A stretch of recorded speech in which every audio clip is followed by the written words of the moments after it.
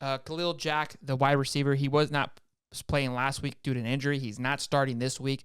But somebody who is big man in the center, boys and girls. Kingsley Ngakwe.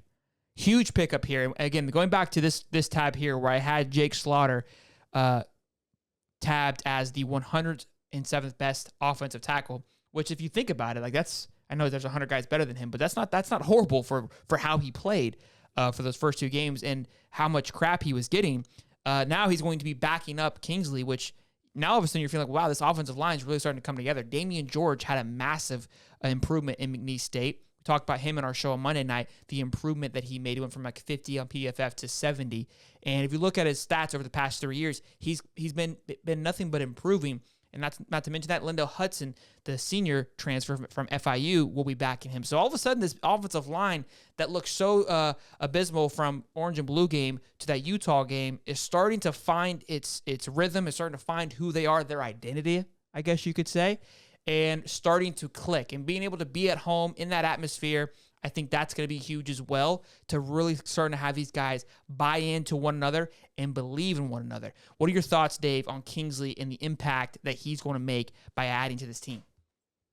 Obviously, you're getting a very experienced offensive lineman. He's had 901 snaps already as an offensive lineman. He's given up 0 sacks in his career. But, if you look at it, you get a dual-threat quarterback like Anthony Richardson, it's really, really hard to get to that guy. And even if you do get to that guy, he's 240, 250 pounds. Going to be a guy hard to get down, especially when he runs a 4.4. So that does help a little bit. He did, though, last year give up 15 quarterback hurries, 1 quarterback contact, but no sacks given up. So that's a good, obviously a good omen to have on your offensive line, but obviously we've seen some of the struggles in the other areas of the offensive line with like Damian George, but Lindell Hudson actually did pretty well last week too. So I'll be interested to see like how Damian George, was it a 1-game thing with Damian George, or was it, is this going to be...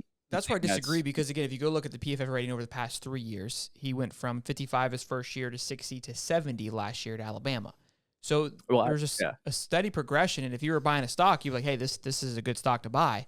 And I think Billy saw that, right? So I think, yes, week 1, there was a lot of mistakes, there was a lot of errors, but the plays that he was making, again, I know it was McNeese State, but he pulled out in front of ETN, was running with him until he couldn't run with him anymore. He looked like we expected Damian George to be, but Damian George doesn't have to do anything special, right? Just go do your job. Just stay in your lane. Yeah. Protect the quarterback. That's all you got to do. Stay in your lane, protect the quarterback. And like I said, it was only 1 game. Obviously, if it becomes a consistent thing, that's where I start to worry a little bit. But you're sitting here in week 3, and like you look at that Utah game, and you're just like, okay, well, that was a bad game. Are we going to have more games like this? Or did they really? I mean, you go McNeese, there was hardly any penalties, so it looks like they did shore some things up.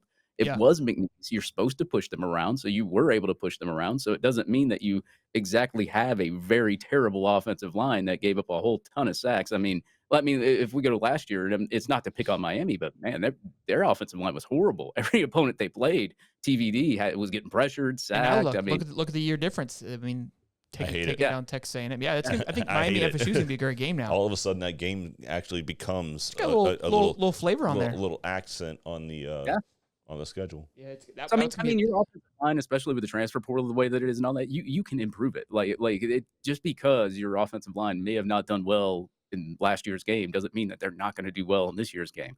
It's just a matter of, getting your guys ready, getting them lined up, knowing their assignments, not committing penalties on key third downs that could keep their offense off the field. I think that is probably what we're going to look for. I mean, Tennessee's going to get pressure. I mean, their front 7 is pretty good. I'm not going to lie. From what I've seen, even against inferior opponents, they've looked pretty good.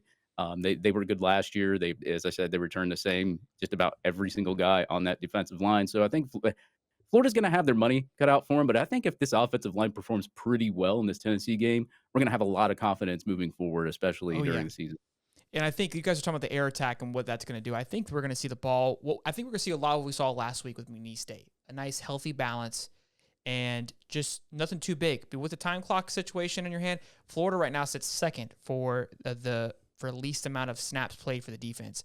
They want to keep that trend moving in that same exact direction to keep them fresh and to make them as effective as possible. And the least amount of time you keep Milton on the field, the less ability he has to get hot. and you keep the boys' legs and Mertz hot. So excited to see that. Again, over 400 people in here. Make sure you guys drop a like. It's free. Helps us out. Let us know we're doing a good job.